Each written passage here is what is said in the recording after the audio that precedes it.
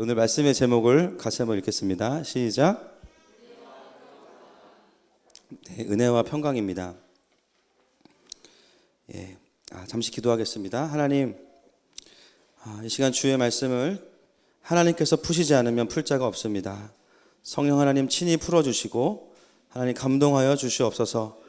듣는 자와 전하는 자가 있지 않고 저도 듣는 자가 되기 원하오니 시간 주님만 말씀하여 주시고 십자가의 보혈로 이 공간을 덮으셔서 이 공간에 있는 모든 자들이 하나님의 구원을 경험하고 십자가의 복음을 경험하고 또 하나님 앞에 소망을 발견하는 시간 되게 하여 주옵소서.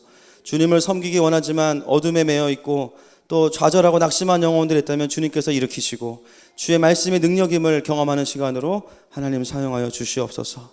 감사하며 예수님의 이름으로 기도드렸습니다. 아멘. 네, 요한계시록 강의 두 번째 시간입니다.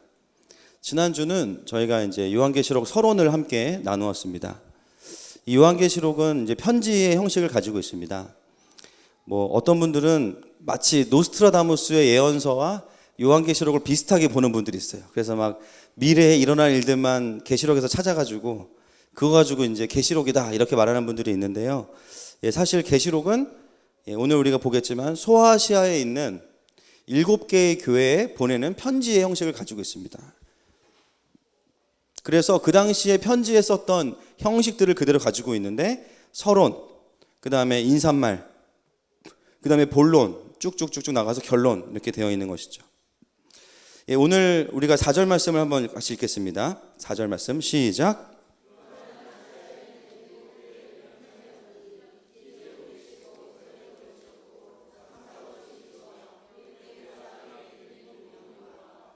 아멘. 요한은 누구에게 편지를 하고 있습니까? 아시아에 있는 7교회. 이 아시아는 중앙아시아가 아니고 터키를, 그때 소아시아 터키를 의미합니다.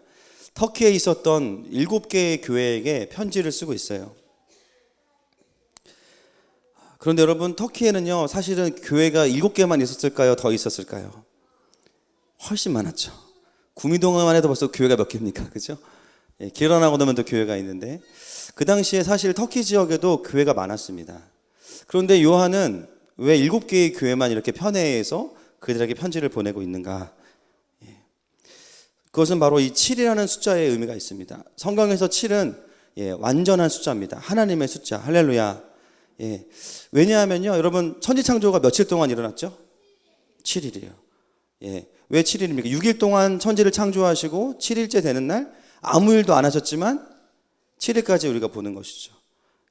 하나님이 6일 동안 너무 무리해서 야 주일은 쉬어야겠다 이렇게 하신 게 아니에요.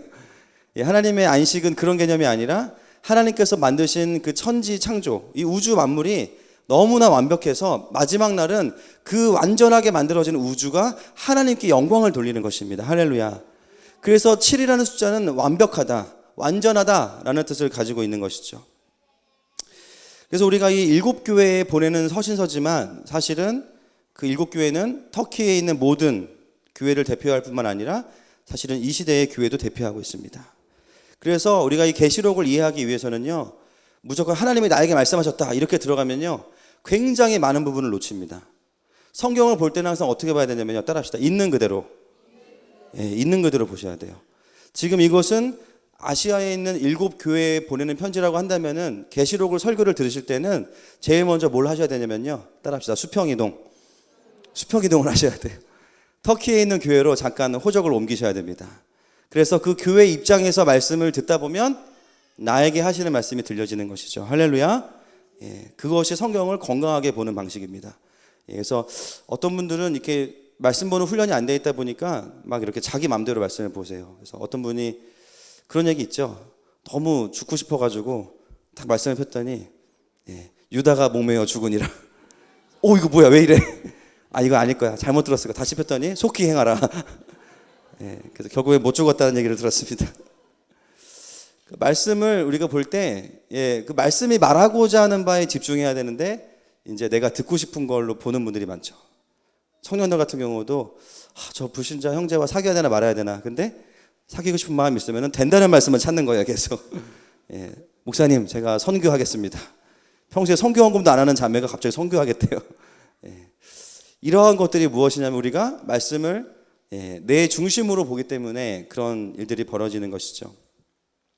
우리가 계시록을 이제 풀어가면서도 제일 중요한 원리는 성경이 말하는 바가 무엇인지를 봐야 되고, 그리고 그렇기 때문에 사실 많은 상징이나 이런 것들이요 다 비밀이 아닙니다. 그 7교회가 알아들 수 있는 말들이에요 다. 다만 그들만의 언어의 그 약속이기 때문에 그 안에서 말씀을 풀기 시작해야 정확한 말씀을 풀 수 있는 것이지, 수많은 사람들이 여기에 이제 막 현상을 갖다 붙이는 거죠. 제가 유튜브에 요한계시록을 쳐봤더니 3분의 1 이상이 대부분 계시록을 펴놓고 천국 갔다 온 얘기를 하시더라고요. 뭐 다녀오셨을 수도 있습니다. 그러나 그냥 천국 갔다 온 얘기만 하셨으면 좋겠어요. 왜냐하면은 계시록을 말씀하기 위해서는 사실 그것보다는 본문이 더 중요하기 때문입니다. 그래서 우리는 오늘 이 계시록의 이제 인사말을 오늘 저희가 3주 동안 볼 텐데, 이 계시록은 터키에 있는 7교회를 향해서 주신 하나님의 말씀이라는 것이죠. 그리고 7은 완전 숫자이기 때문에 그 당시에 모든 교회를 상징하고 그 다음에 우리도 거기에 포함이 된다는 것입니다. 오늘 5절 말씀을 같이 한번 읽겠습니다. 시작.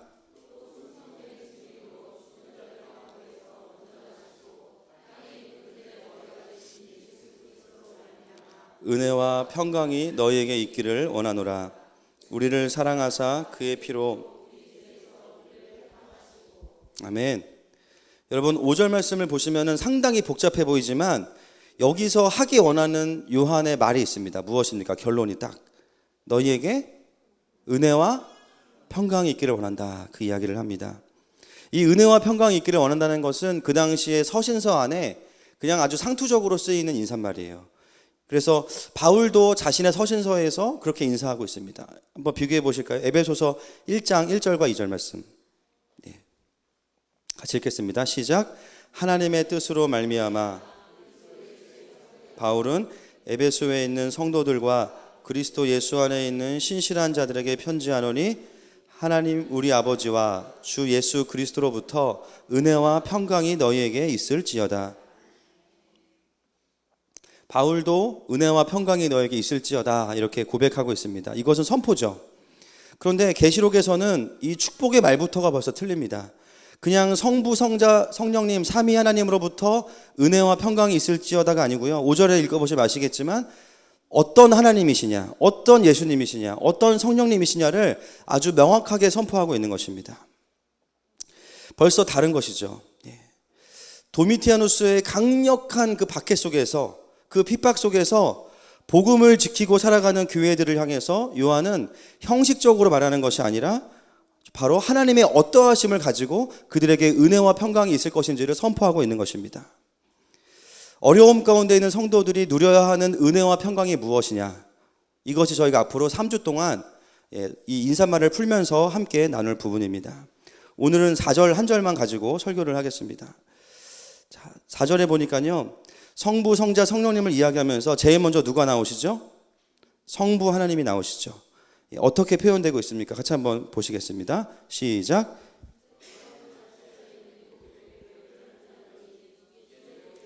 전에도 계셨고 장차 오실, 여기까지입니다. 그냥 하나님 그러면 되는데 이제도 계시고 전에도 계셨고 장차 오실 분.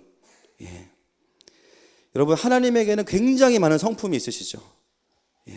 여러 가지 성품이 있으십니다. 그런데 성령의 영감을 받은 사도 요한은 그 수많은 성품 중에 지금 무엇을 이야기하고 있습니까? 이제도 계시고 전에도 계셨고 장차 오시리. 할렐루야. 왜 요한은 이 성부 하나님의 성품을 이야기하고 있을까요?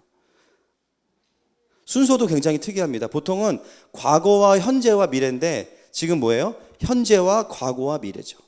이제도 계시고 전에도 계셨고 장차 오실 그분. 왜 이러한 역순으로 그 하나님을 선포하고 있겠습니까? 현재가 중요하기 때문이에요. 지금 요한은요, 소아시아의 7교회들을 너무나 힘든 삶 가운데 하루하루를 버텨가고 있는 교회를 향해서 제일 먼저 어떤 하나님을 이야기하고 있습니까? 그 하나님은 현재의 하나님이시다. 그 하나님은 지금 너와 함께 하시는 하나님이시다. 그것을 선포하고 있는 것입니다.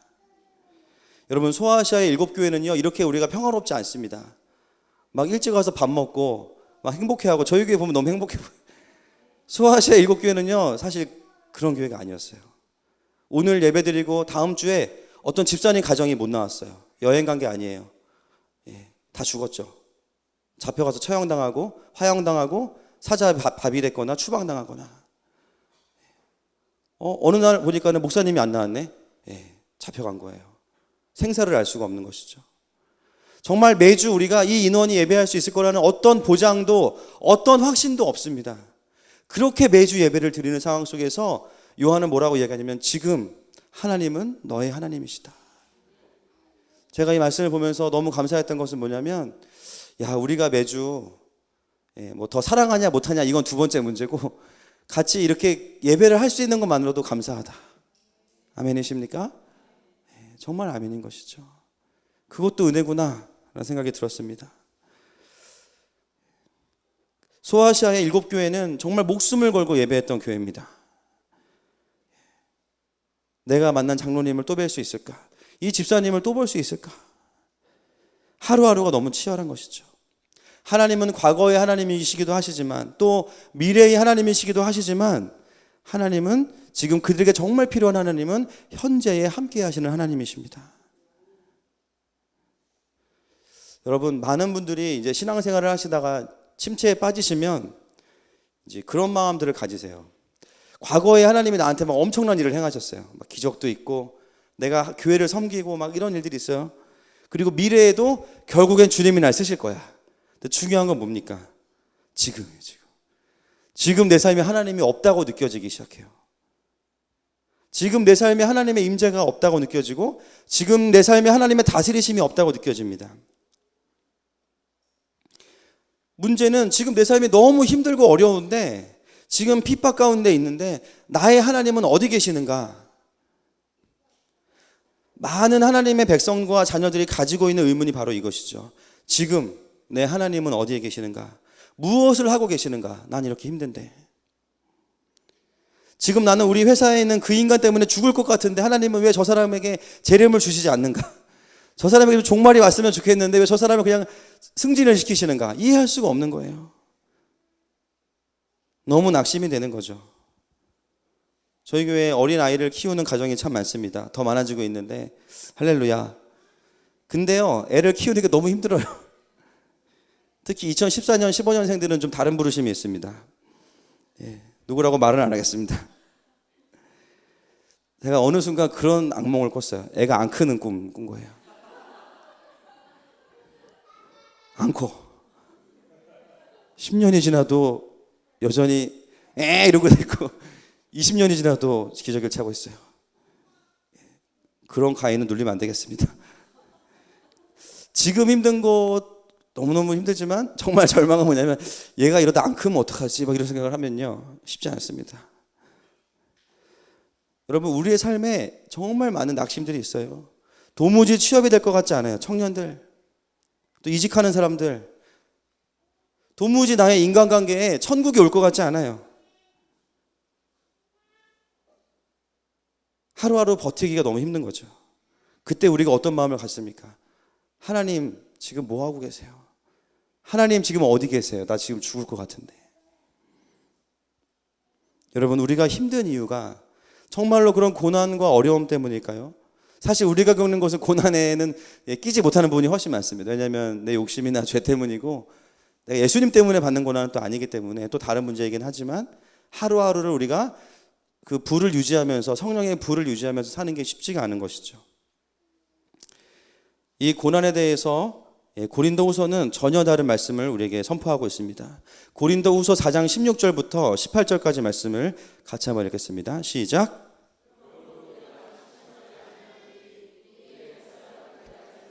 우리의 속사람은 날로 새로워지도다. 우리가 잠시 받는 환난에 경한 것이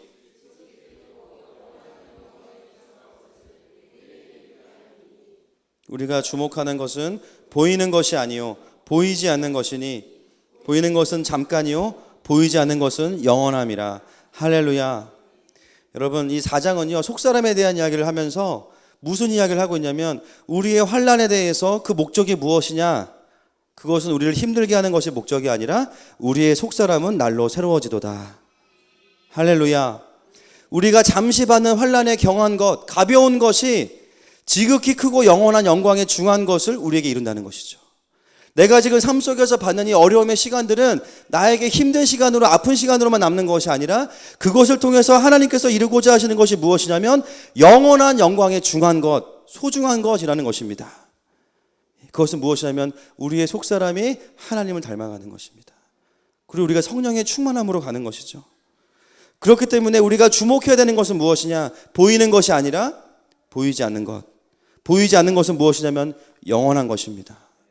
여러분, 영원한 것은 무엇입니까? 여러분, 하나님은 영원하십니다. 이제도 계시고 전에도 계셨고 장차 오실 그분. 할렐루야. 시간의 구애를 받지 않는 하나님. 여러분, 우리의 환난 가운데 여러분, 환난을 돌파하는 것이 중요한 것이 아니에요. 영원하신 하나님을 보는 것입니다. 만약에 어떤 이유에서건 나의 삶에 고난과 환난이 있다면 그것은 하나님께서 원하시는 레슨이 끝나야만 끝나는 것입니다. 내 죄 때문이건 나라의 경제가 어려워서건 가족의 문제가 있어서건 그건 어차피 하나님의 주권 아래에 있습니다. 할렐루야. 그 믿음이 있어야 됩니다. 그러면 우리가 어디에 집중해야 되냐면 그 문제 위에 계시는 영원하신 하나님, 그 주님을 보는 것이죠. 오늘 소아시아에 하루하루 목숨을 걸고 정말 먹을 게 없어서 때로는 예배할 수 없어서 신음하고 있는 교회를 향해서 요한이 가장 먼저 선포하는 하나님 어떤 하나님이십니까? 그분은 영원하신 하나님이시고 지금 너의 삶 가운데 함께 하시는 하나님이시다. 이것이 그 교회를 향한 첫 번째 위로인 것입니다. 우리의 문제는 그러므로 고난이 크기 때문이 아니라 현재의 하나님으로부터 오는 은혜와 평강이 없는 것이죠. 에베소서 1장 17절부터 19절 말씀 같이 읽겠습니다. 시작. 우리 주 예수 그리스도의 하나님,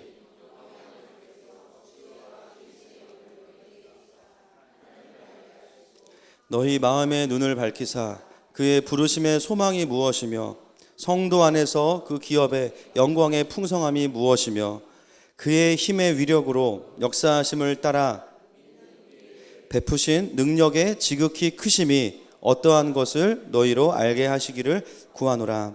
아멘. 여러분, 이 기도는 하나님을 모르는 자들이 아니라 에베소 교회를 향해서 바울이 선포하고 있는 자신의 중보기도입니다. 뭐라고 기도하고 있습니까? 하나님을 알아라. 그분의 능력을 알아라. 그분의 부르심의 소망을 봐야 된다라는 것이죠. 그들은 예수님도 알고 하나님도 알고 성령님도 아는 사람들입니다. 그런데 바울의 기도는 거기서 끝나지 않았어요. 더 하나님을 알게 해주십시오. 할렐루야. 지혜와 계시의 영으로 더 하나님을 알게 하시고 그 복음이 얼마나 강력한 것인지 그들의 평생을 알게 해주십시오. 그것이 바울의 중보였던 것이죠. 여러분, 복음을 안다는 것은 사형리의 복음의 논리만 듣고 아는 것이 아니에요. 내가 알게 된 그 복음이 나의 내면 가운데, 요즘 수요일마다 우리 청년들이 그 작업을 하고 있습니다. 복음이 나랑 무슨 상관인가? 방배동에서 같이 모여서 복음이 나의 내면 가운데 무슨 의미가 있는가? 우리의 가정 가운데 어떻게 적용되어질 수 있는가? 나의 진로에 대해서 어떻게 적용되어질 수 있는가? 그것들을 하나하나 발견해가는 것이죠. 여러분, 복음은 우리가 평생 알아도 다 알 수 없는 것입니다. 아멘이십니까? 하나님의 크심은 우리가 평생을 알아도 측량할 수 없는 것이에요. 다만 감사한 것은 천국은 침노하는 자의 것이기 때문에 내가 그 복음 때문에 회복되기 원하면요, 더 주님께 나아가면 되는 것입니다. 그러면 주님이 더 많은 회복들을 우리에게 허락하시는 것이죠. 오늘 바울은 에베소 교인들을 향해서 이렇게 이야기하죠. 너희의 마음의 눈이 밝아져서 하나님의 부르심의 소망을 보게 될지어다. 이 성도로의 부르심에 대한 소망이지만 이 성도의 소망은, 이 부르심의 소망은 매일매일 우리 그리스도인의 삶에는 어떻게 적용이 돼야 될까요? 매일매일 삶 속에서 하나님의 부르심을 발견하는 것입니다. 매일매일의 나의 삶 속에서 하나님 나에게 주시는 말씀들을 드러내기 시작하는 거죠. 여러분, 하나님의 부르심은 우리에게 두려움이 아니라 소망인 줄로 믿습니다. 아멘이십니까? 아멘이십니까? 제가 전화하면 부담스러워 하시는 분들이 가끔 계세요. 그리고 괜히 내가 죄졌나 이런 분도 계시대요. 아닙니다. 그냥 보고 싶어서 전화 드린 건데 여러분, 하나님의 부르심은 우리에게는 소망을 주는 것입니다. 그래서 내 삶이 너무 힘들고 지쳐서 힘든 것도 있지만 정말 하나님의 백성들에게 필요한 것은 그것이 아니라 그 상황 속에서도 부르심의 소망을 드러내는 것이죠. 아침마다 기도할 때 성모가 내가 지금 너에게 이런 일들을 하고 있다. 조금만 기다려라. 삶은 바뀌지 않았는데 하나님 말씀하세요. 그럼 어떻게 됩니까? 하루를 버틸 힘이 있는 것이죠. 할렐루야. 회사에 그 부장님 안 변했어요. 근데 하나님 말씀하셔요. 야, 기다려. 나는 공의의 하나님이야. 예, 주님 알겠습니다. 주님이 알아서 하십시오. 제 손에 피 안 묻히겠습니다. 주님께 맡기는 거죠. 아멘이십니까? 남편을 향해서도 공의의 기도를 선포하시기를 축복합니다. 예. 상황은 바뀌지 않았는데 내 마음 가운데 뭐가 있냐면요, 하나님으로부터 오는 소망이 있는 거죠. 부르심의 소망.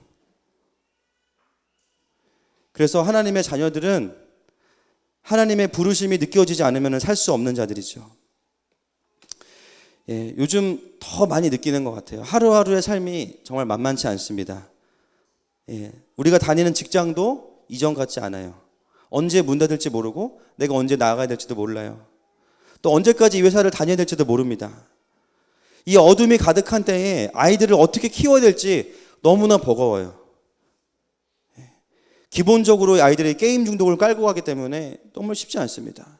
또 아이들 안에 벌써 동성애가 들어오고 있고 너무나 벅찬 것이죠. 공부하는 학생들 미래가 보장되지 않습니다.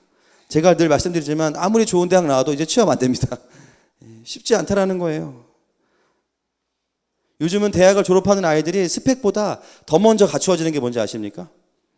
따라합시다. 빚이에요. 학자금 대출을 기본적으로 몇 천씩 이제 갚아 나가야 되는 거죠. 졸업하면서. 결혼 엄두도 못 냅니다.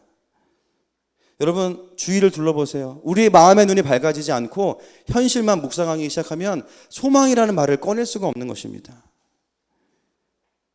바울은 뭐라고 이야기하냐면요, 너희의 마음의 눈이 밝아지기를 원한다. 밝아진다는 것은 뭐냐면 조명한다라는 뜻이에요. 여러분의 눈이 어디를 바라보고 있습니까? 그게 여러분을 조명하고 있는 것이죠. 부정적인 것, 죄에 관련된 것들, 하나님이 기뻐하시지 않는 것들, 사회의 부조리와 온갖 비판적인 것들에 조명하다 보면요, 소망이 보이지 않아요. 그런데요, 이쪽 불을 끄고 다른 불이 켜지기 시작하는 거예요. 그 불은 뭐냐면 성령의 불입니다.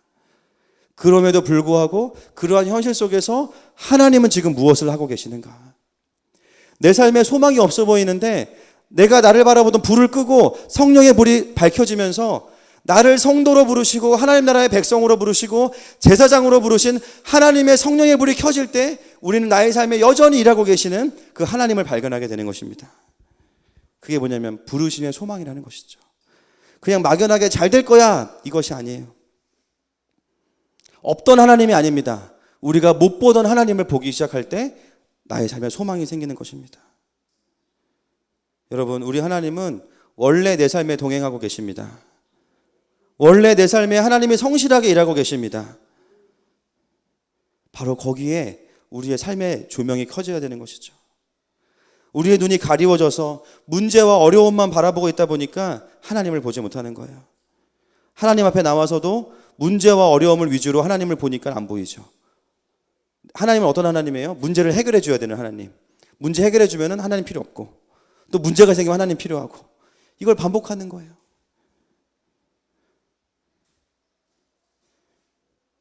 하나님은 문제를 해결하기 위해 오셨다가 가시는 분이 아니라 영원히 우리와 함께 하시는 분이십니다. 여러분, 우리가 하루하루를 버티고 이겨낼 수 있는 힘의 근원은 내가 기도해서 내가 싫어하는 사람이 없어지는 것이 아니라 나의 현재의 삶에 그럼에도 불구하고 동행하시는 하나님을 보기 시작하는 것입니다. 그래서 요한계시록은 미래에 일어날 일이 아니라 현재를 살게 만드는 책입니다. 사실은 이 현재를 살아가는 하나님의 백성들을 향해서 주시는 격려와 도전의 말씀입니다. 엄청난 핍박 속에서 또 훈련과 연단 속에서 그것을 이길 수 있는 하나님의 임재 안에서 누리는 은혜와 평강, 그것이 바로 계시록 안에 녹아져 있는 것이죠. 성령의 영감을 받은 사도 요한은 그렇기 때문에 현재 하나님의 어떠하심을 먼저 선포하면서 그 하나님께서 바로 여러분들에게 그리고 교회를 향해서 은혜와 평강을 주실 것이다 이렇게 선포하고 있는 것입니다. 여러분, 얼마나 감사한 일입니까? 삶이 힘든데 하나님도 없어 봐요. 더 힘들어요. 삶이 힘든데 하나님이 계세요. 근데 그 하나님은 그냥 같이만 계시는 분이 아니에요. 내 삶을 다루고 계십니다. 내 삶을 이루고 계십니다. 내 삶을 끌어가고 계세요. 왜요? 그분이 나를 이 땅에 보내셨기 때문입니다. 아무리 세상이 어렵고 경제가 어려워도 하나님은 그 위에 계신 하나님이시죠. 요한복음 14장 18절 말씀 같이 읽겠습니다. 시작. 내가 너희를 고아와 같이 버려두지 아니하고 너희에게로. 우리 하나님은 임마누엘의 하나님이십니다. 우리를 고아와 같이 버려두시는 분이 아니에요. 내가 고아와 같다고 느끼는 거지 버려두시지 않습니다. 여러분, 오늘부터 우리의 기도가 또 한 번 바뀌기를 도전하고 축복합니다. 주님, 문제 해결해 주세요가 아니라, 물론 그런 기도도 들으시지만 이미 주님께서 이 문제를 다루고 계십니다. 믿음으로 선포하는 거죠. 주님, 그렇다면 내 마음의 눈을 밝혀주십시오.